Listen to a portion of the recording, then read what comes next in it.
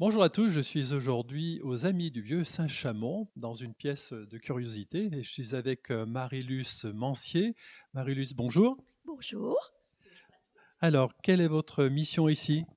Alors, ma mission, c'est d'être simplement maintenant membre de l'association, mais association que j'ai découvert dans un cadre professionnel quand on avait des projets d'action éducative dans l'éducation nationale et qu'on a voulu savoir comment vivaient les grands-parents des élèves, c'est-à-dire les Saint-Chamonais du début du siècle, l'histoire un petit peu de la population de Saint-Chamond. Alors, je crois que vous avez été élu à la ville de Saint-Chamond pendant quoi, 2 mandats? Deux mandats bien remplis, dans laquelle on a essayé de mettre en valeur le passé historique, culturel de Saint-Chamond. Parce que vous étiez adjointe à la culture. J'étais adjointe à la culture du maire Gérard Ducart et évidemment, Saint-Chamond a eu un passé prestigieux au XVIIe, XVIIIe siècle, XIXe avec l'industrie, qu'on a un petit peu oublié par rapport à Saint-Étienne, mais qui est bien présent et que certains ont voulu restaurer, amplifier et on fait toujours des recherches. On recueille toujours tout ce qui est relatif à l'histoire de Saint-Chamond et la population contribue par ses dons à enrichir cette pièce qui est un cabinet de curiosités, un recueil d'histoires, pas forcément un musée organisé. Alors, nous sommes à l'Hôtel-Dieu, hein, cette pièce est dans l'Hôtel-Dieu. Vos locaux associatifs sont dans cet Hôtel-Dieu. Est-ce que les téléspectateurs peuvent venir vous visiter de temps en temps? Comment ça se passe? Tout à fait. Le mardi matin, tous les mardis matins, il y a une permanence des Amis du Vieux Saint-Chamond où ils discutent des projets, où ils regardent le courrier. Et si des gens veulent venir, ils peuvent venir. Euh, Dans les journées du patrimoine, on est ouvert. Il y a des visites commentées. Là aussi, en principe, on a une assez bonne affluence. Alors, les gens de Saint-Étienne ou de Saint-Chamond, que vont-ils trouver ici? Il faut s'intéresser à l'histoire ou il y a des choses un peu uniques qui sont exposées? Alors, je vais dire que l'histoire de Saint-Chamond va des Romains avec l'Aqueduc. Il y a une association qui s'en occupe très bien de l'Aqueduc, jusqu'au monde moderne et Monsieur Caralpt. Les derniers objets sont Monsieur Jean Caralpt qui nous les a apportés. Donc une histoire très large qui essaie de restituer aux Saint-Chamonais leur histoire. Nous sommes dans un bâtiment historique qui a été construit par un personnage très important, mais un petit peu oublié dans l'histoire, qui est Melchior Mide de Chevrières, qui était seigneur de Saint-Chamond, ambassadeur exceptionnel de Richelieu, et qui a eu l'avantage de tenir tête à Richelieu. Il était ambassadeur, il faisait ce qu'on lui demandait. Quand les missions étaient plus ou moins réussies, au lieu de retourner à Paris pour avoir les remarques acerbes du cardinal, il venait tranquillement à Saint-Chamond s'occuper de sa ville. Et il a fait beaucoup pour la ville de Saint-Chamond. À l'époque, il était quand même lieutenant général des armées de Louis XIII, donc il a participé au siège de La Rochelle avec Richelieu. Il était particulièrement sollicité par les reines de France, Marie de Médicis, Anne d'Autriche. Il servait de tampon entre le redoutable cardinal et un petit peu le pouvoir royal. Alors, vous parliez de monuments historiques. Là, nous sommes dans l'Hôtel-Dieu, donc monument historique. Un petit peu plus loin, je crois qu'il y a la maison des Chanoines. Est-ce qu'il y a d'autres monuments historiques à Saint-Chamond? Alors, l'église Saint-Pierre aussi, qui a été construite par Melchior Mide de Chevrières, il faut dire, personnage très puissant, relativement oublié de l'histoire, mais qui a fait beaucoup pour sa ville de Saint-Chamond. Hein. La maison des Chanoines est reliée à un souhait de Melchior Mide de Chevrières. Il voulait, pour lui, en dessous de son château, qui a été hélas détruit par la Révolution, par des bandes de révolutionnaires, il voulait une collégiale consacrée à Saint Jean-Baptiste. Et Richelieu ne voulait pas. Alors, ça a été une longue bataille, mais il a obtenu sa collégiale. Et le château plus la collégiale, on peut en revoir une réplique au château de Grignan. C'est exactement la même architecture. On a une maquette là qui le montre, avec une collégiale dont le clocher ne gâche pas la vue sur le Pilat. Donc il avait un clocher qui était en dessous de la collégiale. Alors, on va en revenir à cette pièce. Qu'est-ce que les visiteurs vont trouver dans cette pièce? Et puis, je vous demanderai dans un deuxième temps si vous organisez peut-être des visites guidées de Saint-Chamond.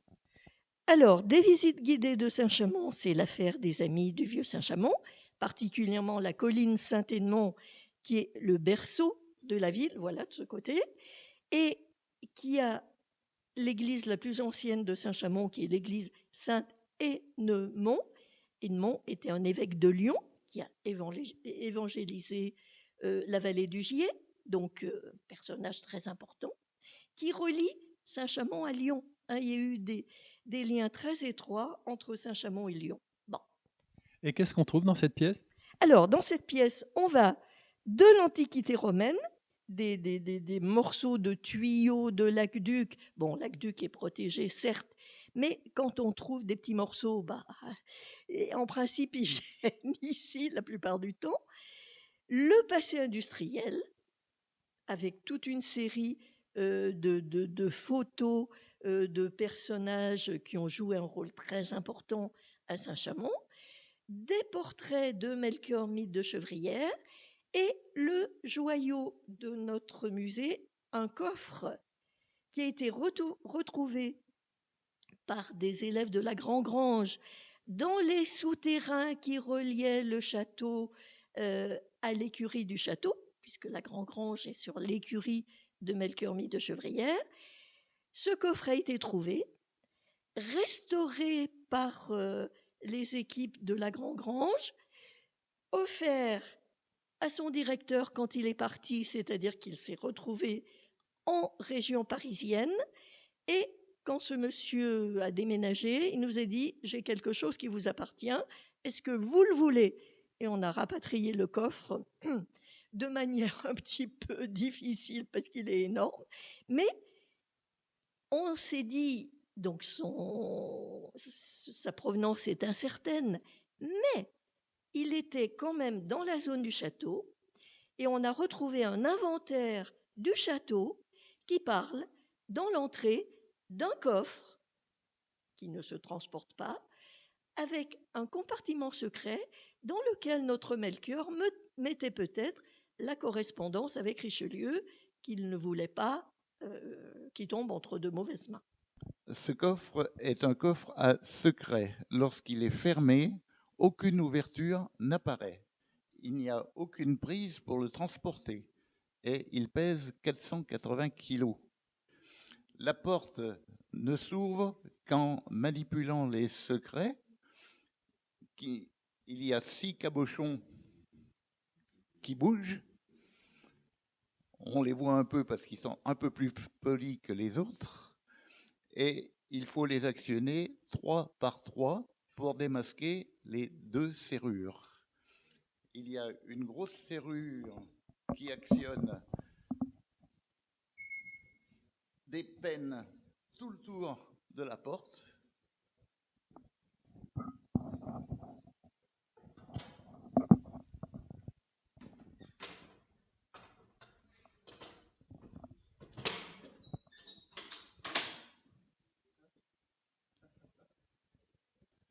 Donc une sécurité. Et la deuxième serrure, une fois que celle-là a été ouverte, la deuxième serrure permet d'actionner le dernier pen. Donc coffre aussi dans lequel, bon, il y a un peu n'importe quoi, mais toute la partie inférieure n'est accessible que lorsqu'on a vidé la partie du haut. Alors, pour tous nos téléspectateurs intéressés par l'histoire, ils peuvent venir ici. Est-ce qu'il y a un contact, un téléphone ou un site? Oui, le trésorier vous donnera toutes les coordonnées. On va les écrire ici, juste en dessous. Les journées du patrimoine sont ouvertes à tout le monde. On fait des visites commentées de ce que nous avons, de ce que nous possédons, donc qui est un chemin d'histoire. Depuis l'origine, l'aqueduc qui relie à Lyon aussi, puisque l'empereur Claude, qui était empereur à l'époque, est né à Lyon. Donc cet aqueduc, c'est le point de départ de nos connaissances historiques jusqu'aux objets qui sont apportés maintenant par tous les gens qui s'intéressent à l'histoire et qui nous disent de temps en temps, oh bon, on a trouvé une vieille pierre, est-ce que ça vous intéresse? Bon, donc on va voir et on arrive à récupérer petit à petit toute une série de choses. Eh bien, merci beaucoup. Bonne route aux amis de Saint-Chamond. Vous avez toutes les coordonnées, on vous les a données. Merci beaucoup de votre disponibilité. Et puis, à très vite. Ici, vous allez voir, c'est très intéressant.